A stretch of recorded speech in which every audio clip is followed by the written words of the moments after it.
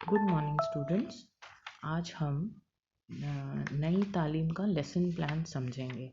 आपके सिलेबस में नई तालीम इंटर्नशिप के अंतर्गत आपको 10 लेसन करने हैं नॉर्मल क्लासरूम टीचिंग के, और 8 लेसन्स आपको करने हैं नई तालीम के, यानी कि 10 focus lessons of your normal teaching classes and 8 lessons of Nai Talim according to the new syllabus of your BEd.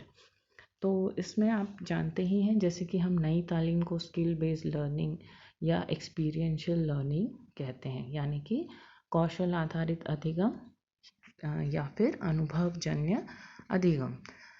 तो हमको इस 8 लेसन्स में ऐसे चीज़ों को सिखाना है अपने स्टूडेंट्स को जिससे कि उनका स्किल एनहांस हो, स्किल डेवलपमेंट हो, और जो भी वो सीखते हैं उसको वो किसी कम्युनिटी, किसी सोसाइटी के लिए वो चीज़ यूज़फुल हो, या उन चीज़ों को अगर कभी वो मार्केट में प्लेस करते हैं तो उससे उनकी कुछ अर्निंग भी हो और उनकी आर्थिक स्थिति अच्छी हो जाए या सुधर जाए।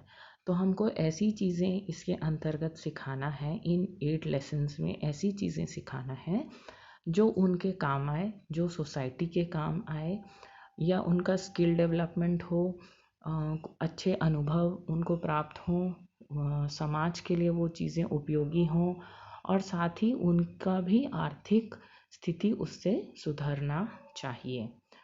तो एग्ज़ाम्पल के लिए, जैसे कि आप अभी कोरोना का टाइम चल रहा है तो आप मास्क बनाना सिखा सकते हैं। सैनिटाइज़र अगर आप बनाना सिखा सकते हैं तो वो भी ग्राउंड लेवल पे वो भी सिखा सकते हैं। फिर है बेसिक सीड बॉम्ब्स बनाना सिखा सकते हैं। जैसे कि आप देख रहे हैं टेम्परेचर इतना बढ़ रहा है, गर्मी इतनी बढ़ रही है, पेड़ों की संख्या कम हो रही है, तो जो घर में जो हम फ्रूट्स लाते हैं उसके सीड्स को यूज़ करके हम वापस से ट्रीज़ या प्लांट्स में कैसे उसको बदल सकते हैं, तो हम सीड बॉम्ब्स बनाना सिखा सकते हैं। कुछ सब्जियां ऐसी हैं जो मौसमी होती हैं, सीजनल होती हैं, जो दूसरे सीजन्स में नहीं आती। जैसे अभी मटर आ रहे हैं तो वो गर्मी में उपलब्ध नहीं होंगे, तो आप मटर को प्रिजर्व करना सिखा सकते हैं। जो भाजियाँ अभी आ रही हैं उनको सुखा के आप उनको ऑफ सीज़न में कैसे यूज़ कर सकते हैं, ये सिखा सकते हैं। या फिर आप अभी बहुत प्रचलन में है मोरिंगा सीड्स या मोरिंगा पाउडर, है ना, जिसको कि हम मुनगे के पत्तियों का पाउडर कहते हैं, जो कि डायबिटीज़ में यूज़फुल है। उसकी बहुत सारी मेडिसिनल वैल्यू है और बहुत आसानी से वो उपलब्ध है, तो उसको बनाना सिखा सकते हैं। तो कोई भी ऐसी चीज़ें जो कि हेल्थ पॉइंट से अच्छी हो, स्किल डेवलपमेंट हो सके, या उसको बेच के आपकी कुछ अर्निंग हो सके, आय का साधन बन सके। आप अचार बनाना भी सिखा सकते हैं, जो सिंपल मेथड से बच्चे बना सकते हैं, है ना। तो ये सारी चीज़ें हम इस नई तालीम के लेसन प्लान में इंक्लूड कर सकते हैं। डेकोरेटिव आइटम्स जैसे कि दिया बनाना आप सिखा सकते हैं, दिवाली के समय यूज़फुल है। लैम्प्स बनाना सिखा सकते हैं, पूजा में यूज़ करने वाली बत्ती है वो बनाना सिखा सकते हैं, या घर में कोई चीज़ वेस्ट है तो उसको रीयूज़ करके कुछ अच्छी चीज़ वापस से बनाना सिखा सकते हैं। तो ऐसी कोई भी चीज़ जिससे स्किल डेवलपमेंट हो और साथ ही साथ अर्निंग भी हो, और आपका कोई ना कोई अच्छे अनुभव आपको उससे प्राप्त हों। इन चीज़ों को ध्यान में रखते हुए आपको 8 लेसन्स नई तालीम के अंतर्गत बनाने हैं। तो इसके जो भी आप चीज़ें सिखाएंगे बनाने को, उसका हम लेसन प्लान में कन्वर्ट कर रहे हैं। तो इस वीडियो के अंतर्गत हम ये सीखेंगे कि जो एक्टिविटी आपने कराई है उसको आप लेसन प्लान में कैसे लिखेंगे। तो स्टार्ट करते हैं। सबसे पहले बेसिक डिटेल्स आपकी पाठ योजना का नंबर 1 to 8 में से कुछ होगा, डेट आपका, क्लास और स्कूल का नाम। उसके बाद सबसे पहले title of the lesson plan. इसमें आप जो भी बनाना सिखा रहे हैं उसका टाइटल देंगे। जैसे कि आप फूड प्रिजर्वेशन सिखा रहे हैं तो फूड प्रिजर्वेशन लिखेंगे। सीड बॉम्ब बनाना सिखा रहे हैं तो वो लिखेंगे। क्राफ्ट का कुछ चीज़ सिखा रहे हैं आप तो उसके बारे में यहाँ पे लिखेंगे, डेकोरेटिव दियाज और wall hanging, anything but it should be very very useful. Next is general objectives या सामान्य उद्देश्य। आपको पता ही है कैसे होते हैं, तो हम यहाँ पे जनरल ऑब्जेक्टिव्स नई तालीम के बेस पे लिखेंगे। जैसे to acquaint the students with the concept of Nai Talim based on Gandhian basic education. Gandhi ji की बुनियादी शिक्षा पर आधारित नई तालीम से छात्रों को अवगत कराना। To establish coordination between work and labour, कार्य व श्रम में समन्वय स्थापित करना। To promote learning by doing, करके सीखने की प्रक्रिया को प्रोत्साहित करना।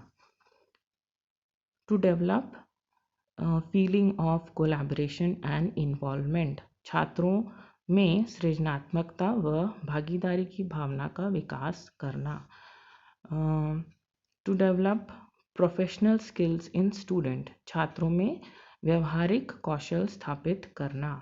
To motivate students for creative and constructive work, छात्रों में सृजनात्मक कार्यों के लिए छात्रों को सृजनात्मक कार्यों के लिए अभिप्रेरित करना। तो आपने देखा ये जितने 5-6 ऑब्जेक्टिव्स मैंने बताए ये सब नई तालीम के आधार पे रहेंगे, क्योंकि जनरल टॉपिक ऑब्जेक्टिव्स जो रहते हैं वो सब्जेक्ट बेस्ड होते हैं। Next is specific objectives. तो आपको पता ही है कि हम जो विशिष्ट उद्देश्य लिखते हैं वो कॉग्निटिव, अफेक्टिव और साइकोमोटर डोमेन्स पर आधारित होते हैं। तो इसके आधार पर हम जो भी चीज़ बनाना सिखा रहे हैं तो स्पेसिफिक ऑब्जेक्टिव्स टॉपिक बेस्ड होता है। तो अगर आपका टॉपिक है कि आप फूड प्रिजर्वेशन सिखा रहे हैं तो उसके आधार पे ये ऑब्जेक्टिव्स बनेंगे। जैसे for example students will come to know about the various methods of food preservation, छात्र खाद्य परिरक्षण की विभिन्न विधियों को जान पाएंगे, छात्र खाद्य परीक्षण के महत्व को जान पाएंगे।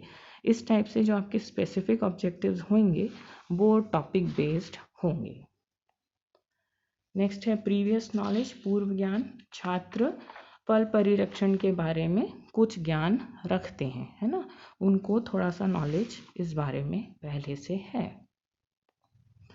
देन टीचर्स प्रेपरेशन, इसके अंतर्गत आपको लिखना है हेड्स, डिफरेंट हेड्स हैं। पहला रिसोर्स मटेरियल, सामग्री, क्या क्या अगर चीज़ें बनाना सिखा रहे हैं तो उसके लिए क्या क्या चीज़ों की ज़रूरत है, आपको सामग्री की ज़रूरत है। जैसे अगर सीड बॉम्ब बनाना सिखा रहे हैं तो काली मिट्टी की ज़रूरत है, विभिन्न प्रकार के सीड्स की ज़रूरत है, पानी की ज़रूरत है, और टब या ट्रे की ज़रूरत है, न्यूज़पेपर्स की ज़रूरत है। ऐसे जो चीज़ें आपको ज़रूरत है उसको आप यहाँ पे लिख सकते हैं।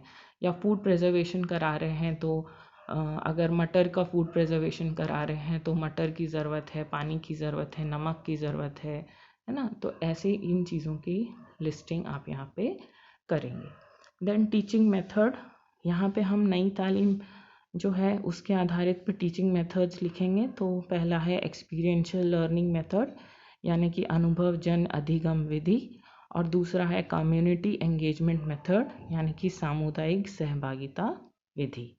नेक्स्ट इज टीचिंग मैगजीम्स यानी कि टीचिंग टेक्निक्स। टीचिंग टेक्निक्स के अंतर्गत हम देखते हैं यहाँ पे हम एग्जाम्पल्स दे रहे हैं, एक्सपीरियंस दे रहे हैं बच्चों को, और स्टेप बाय स्टेप काम करने का तरीका उनको सिखा रहे हैं। तो टेक्निक्स में एग्जाम्पलरी टेक्निक्स हो सकती है, सेल्फ एक्सपीरियंस टेक्निक और क्रोनोलॉग यानी कि स्व अनुभव और उदाहरण देने की प्रक्रिया, और साथ में क्रोनोलॉगी यानी कि स्टेप बाय स्टेप आप काम कैसे करना है वो सिखाते हैं।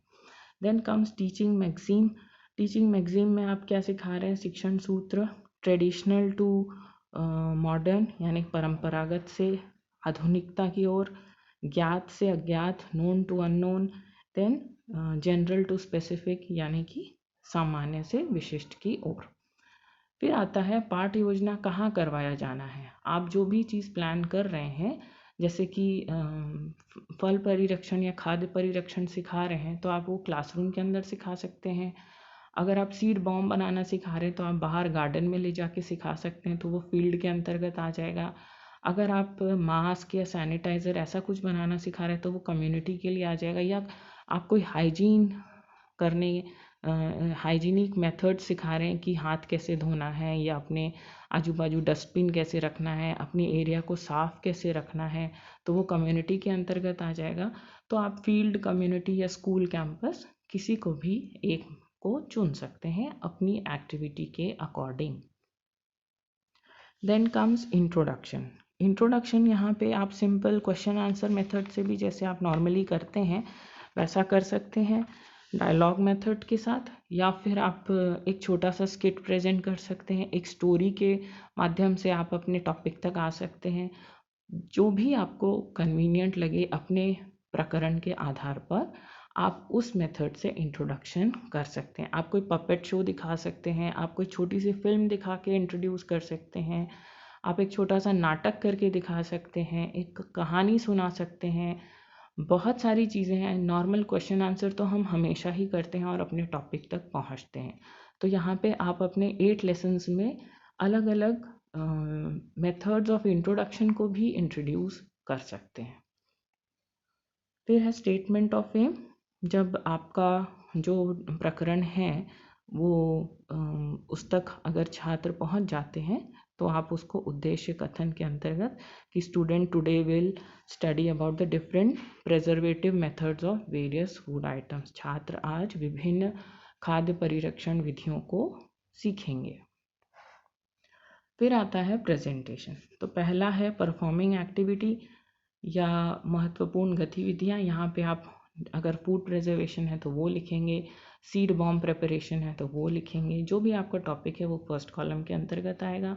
नेक्स्ट है टीचर्स रोल। यहाँ पे जो जो इंस्ट्रक्शंस आप देंगे उसको यहाँ पे पॉइंट वाइज लिखना रहेगा। जैसे कि instructions will be given by the teacher for demonstrating various methods of food preservation. जैसे कि नमक का यूज़ करके आप फूड प्रिजर्वेशन कैसे करते हैं, शुगर का, सन ड्राइंग मेथड कैसे यूज़ करते हैं, बॉइलिंग कैसे यूज़ कर सकते हैं, या फिर नेचुरल एसिड्स कैसे यूज़ करते हैं जैसे कि विनेगर है, टार्टरिक एसिड है, या फ्रीजिंग मेथड को आप कैसे यूज़ कर सकते हैं। इन सब चीज़ों के बारे में आप फूड प्रिजर्वेशन में बताएंगे तो उन सब मेथड्स को हम यहाँ पे इंस्ट्रक्शनल एरिया में लिख सकते हैं। फिर है एक्टिविटी फेज़ या कि स्टूडेंट्स रोल। यहाँ पे आप अपनी एक्टिविटी को कैसे कराना चाहते हैं। जैसे एक क्लास में 70-80 स्टूडेंट्स होते हैं तो आप उनको अलग अलग ग्रुप्स में बांट सकते हैं और फिर हर ग्रुप को एक डिफरेंट मेथड करने को कह सकते हैं। तो ये सारी एक्टिविटी जो आपने स्टूडेंट के थ्रू करवाई है कि students will B divided into groups and will be given different methods for preserving food items, ऐसा भी कर सकते हैं आप। फिर लर्निंग आउटकम, अधिगम के परिणाम। यहाँ पे आपकी एक्टिविटी से क्या क्या अधिगम के परिणाम निकल रहे हैं, लर्निंग आउटकम्स मिल रहे हैं, उसके बारे में आप लिखेंगे। जैसे students will come to know about the various methods of food preservation. Student खाद्य परिरक्षण की विभिन्न विधियों को जान पाएंगे। Development of professional skill in students. छात्रों में व्यावसायिक कौशल का विकास होगा। Students will be able to select various preservable food items. किन किन खाद्य सामग्रियों का परिरक्षण किया जा सकता है इसके बारे में छात्र जानकारी पा सकेंगे। उनके छात्र के आर्थिक लाभ जो कि फल परिरक्षण द्वारा प्राप्त होंगे उसके बारे में वो जान पाएंगे।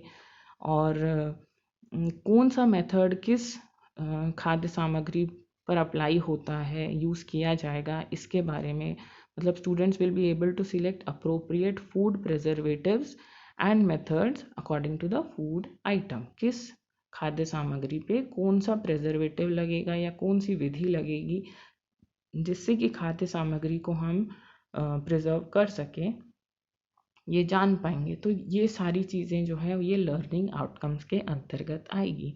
तो यहाँ पे अगर आप सीड बॉम्ब्स लेते हैं तो सीड, कौन सी सीड को किस मौसम में हमको जर्मिनेट करना है, उसका बॉम्ब कैसे बनाना है, किस सीड का बॉम्ब बनाना है, किस मौसम में किसको ग्रो करना है, ये सारी चीज़ों के बारे में आप यहाँ पे लिख सकते हैं। देन है रिकैपिटुलेशन। आपने जो भी एक्टिविटी कराई है उसके बेसिक क्वेश्चंस यहाँ पे पूछ सकते हैं, जैसे what is seed bomb, how many types of seeds we can use in seed bomb, या फिर what is food preservation, how many types of food preservation methods are there, what preservatives we can use. ये simple recapitulation question है जो आपने activity कराई है उसके आधार पे। यहाँ पे सिर्फ 2 या 3 ही क्वेश्चंस आपको डालने हैं। नेक्स्ट है एप्लीकेशन असाइनमेंट या प्रोजेक्ट वर्क, अनुप्रयोग दत्त कार्य है ना, यानी कि आपका होमवर्क। तो जो होमवर्क देंगे आप या असाइनमेंट देंगे उसका लेवल उसका डिफ़िकल्टी लेवल थोड़ा ज़्यादा होगा। अगर आपने सॉल्टिंग प्रिजर्वेटिव मेथड सिखाई है तो आप शुगर यूज़ करके कैसे होगा ये उनसे बोलिए एज होमवर्क।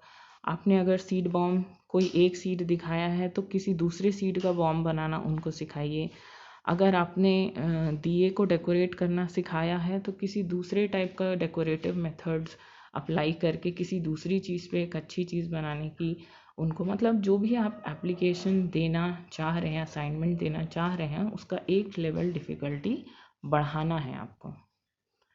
नेक्स्ट है असेसमेंट एंड इवैल्यूएशन। जो आपने सिखाया है उसका असेसमेंट, आंकलन और मूल्यांकन आपको करना है, तो वो भी आप कॉग्निटिव, अफेक्टिव और साइकोमोटर डोमेन के आधार पर करेंगे। तो इवैल्यूएशन कैसे करेंगे, जो आपने होमवर्क दिया है उसको उन लोगों ने कैसे बनाया है उसको देखते हुए, जैसे अगर आपने फूड प्रिजर्वेशन की किसी मेथड को सिखाया है तो हो सकता है कि 1 हफ्ते बाद आपको उसको असेस करना पड़ेगा कि अगर अचार बनाया है तो 1 हफ्ते बाद वो अचार कैसा है, दिख कैसा रहा है, उसमें फंगस तो नहीं लगी है। तो या फिर सीड बॉम्ब बनाना सिखाया है तो 1 हफ्ते बाद या 2 दिन बाद उसकी धूप में सूखने के बाद वो किस कंडीशन में है। तो इस टाइप से जो भी आपने होमवर्क दिया है उसका असेसमेंट एंड इवैल्यूएशन करना है।